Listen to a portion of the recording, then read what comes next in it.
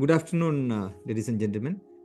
ഈ വെബിനാറിലേക്ക് നിങ്ങളെല്ലാവരെയും console associates ഹാർദവമായി സ്വാഗതം ചെയ്യുന്നു. ആദ്യമായിട്ട് കൺസോൾ അസോസിയേറ്റ്സിനെ പറ്റി രണ്ട് വാക്ക് പറയാം. കൺസോൾ അസോസിയേറ്റ് കൊച്ചി ആസ്ഥാനമായിട്ടുള്ള ഒരു കൺസൾട്ടിംഗ് ഫേമാണ്. പ്രോസസ് കൺസൾട്ടിംഗ് ആണ് നമ്മൾ കൂടുതലായിട്ട് ചെയ്യുന്നത്. എല്ലാ വ്യവസായ മേഖലകളിലും മാനുഫാക്ചറിങ്, ട്രേഡ്, സർവീസസ്, ഇങ്ങനെ എല്ലാ മേഖലകളിലും ഞങ്ങളുടെ കൺസൾട്ടൻസ് വർക്ക് ചെയ്യുന്നുണ്ട്.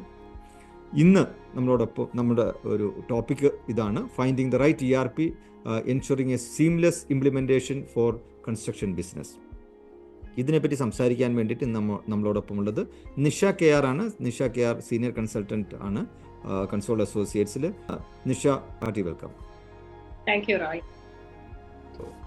ആദ്യമായിട്ട് നിഷയുമായിട്ട് നമ്മൾ സംവദിക്കാൻ പോകുന്ന ഒരു കാര്യം, ചോദിക്കുന്ന ഒരു കാര്യം എന്താണെന്ന് വെച്ചിട്ടുണ്ടെങ്കിൽ, ഒരു കൺസ്ട്രക്ഷൻ ബിസിനസ് നടത്തുന്ന ഒരാൾക്ക് സാധാരണ, ഇപ്പം ഞാനൊരു ബിൽഡർ ആണെങ്കിൽ എനിക്ക് ഏത് ലെവലിൽ എത്തുമ്പോഴാണ് ഒരു ERPയുടെ ആവശ്യം എന്നുള്ളതാണ്.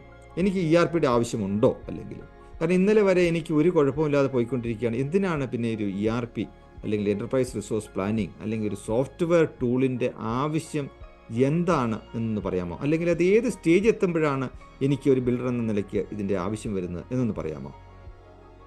തീർച്ചയായിട്ടും ഇത് സ്വാഭാവികമായും ഏതൊരു ഫൗണ്ടർക്കോ MDക്കോ ഉള്ള ഒരു സംശയമാണ്. ഞാനൊരു ERP എടുക്കേണ്ട, എൻ്റെ ഒരു ഓർഗനൈസേഷനിൽ ERP എടുക്കേണ്ട സമയമായോ എന്നുള്ളത്. അപ്പോൾ ഒരു നമ്പർ വൈസ് പറയുകയാണെങ്കിൽ നമ്മൾ പറയും, നിങ്ങളൊരു 20 കോടിയുടെ ഒരു 2 പ്രോജക്റ്റ് ചെയ്യുന്ന, 3 പ്രോജക്റ്റ് ചെയ്യുന്ന ഒരു കമ്പനിയാണോ 20 കോടിയുടെ മുകളിൽ, അങ്ങനെയാണെങ്കിൽ നിങ്ങൾക്കൊരു ERP എടുക്കേണ്ട സമയമായിട്ടുണ്ട്. ഇനി അതല്ല, ചെറിയ പ്രോജക്ട്സ് ആണ് നിങ്ങൾ ചെയ്യുന്നത്, മേ ബി ഒരു 5 കോടിക്ക് താഴെയുള്ള പ്രോജക്ട്സ് ആണ് ചെയ്യുന്നത്, പക്ഷെ അങ്ങനത്തെ ഒരു 10 പ്രോജക്റ്റ് നിങ്ങൾ ചെയ്യുന്നുണ്ട്, അപ്പോഴും നിങ്ങൾക്കൊരു ERP വേണം എന്ന് നമ്മൾ പറയും. ഇനിയിപ്പോ നമ്പർ വൈസ് നോക്കാതെ, നമ്പർ എന്തും ആകട്ടെ, പക്ഷെ നിങ്ങൾക്ക് സ്ഥിരമായിട്ട് ഒരു പ്രോജക്റ്റിൽ നിങ്ങളൊരു കോസ്റ്റ് വിചാരിച്ചിരുന്നു, പ്ലാൻ ചെയ്തിരുന്നു, പക്ഷെ അതിൽ നിന്ന് ഭയങ്കര വ്യത്യാസമുള്ള ഒരു ഓവർ, അതായത് കൂടുതലായ cost, which definitely effects your profitability, അതിനെ കാര്യമായി ബാധിക്കുന്ന പ്രശ്നങ്ങളുണ്ടോ? ഇനി അതല്ല, നിങ്ങളുടെ ലേബർ റിസോഴ്സസിന്റെ അല്ലെങ്കിൽ നിങ്ങളുടെ ഹ്യൂമൻ റിസോഴ്സസിന്റെ ഒരു ഇഫക്റ്റീവ്നെസ് അല്ലെങ്കിൽ എഫിഷ്യൻസി വളരെ കുറവായിട്ട് തോന്നുന്നുണ്ടോ? നിങ്ങൾ വാങ്ങിക്കുന്ന സാധനങ്ങൾ, ഒരു പ്രോജക്റ്റിന് വേണ്ടി വാങ്ങിക്കുന്നത് ഒന്നുകിൽ ഒരുപാട് കൂടുതലായി പോകുന്നു, വേസ്റ്റ് ആയി പോകുന്നു, അങ്ങനെയുള്ള സിറ്റുവേഷൻസ് ഉണ്ടോ? അല്ലെങ്കിൽ മാർക്കറ്റിൽ നിന്ന് നിങ്ങൾ വാങ്ങിക്കുന്നത് നിങ്ങളുടെ കോമ്പറ്റീറ്ററിനെ ആയിട്ട് കമ്പയർ ചെയ്യുമ്പോൾ നിങ്ങൾ വാങ്ങിക്കുന്നത് വല്ലാതെ ഒരു കോസ്റ്റ് കൂടുതലാണെന്ന് തോന്നുന്നുണ്ടോ?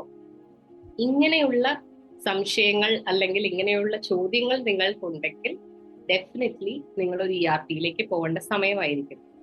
കാരണം നിങ്ങൾക്ക് ഒരു ഡേറ്റ ബേസ് ചെയ്തിട്ട് ഒരു കാര്യം ഉറപ്പിക്കാൻ, ഒരു ഡെസിഷൻ മേക്കിങ്ങിന് പറ്റുന്നില്ല എന്നാണ് അത് കാണിക്കുന്നത്. അതിന് നിങ്ങൾ ERP ഒരുപാട് സഹായിക്കും.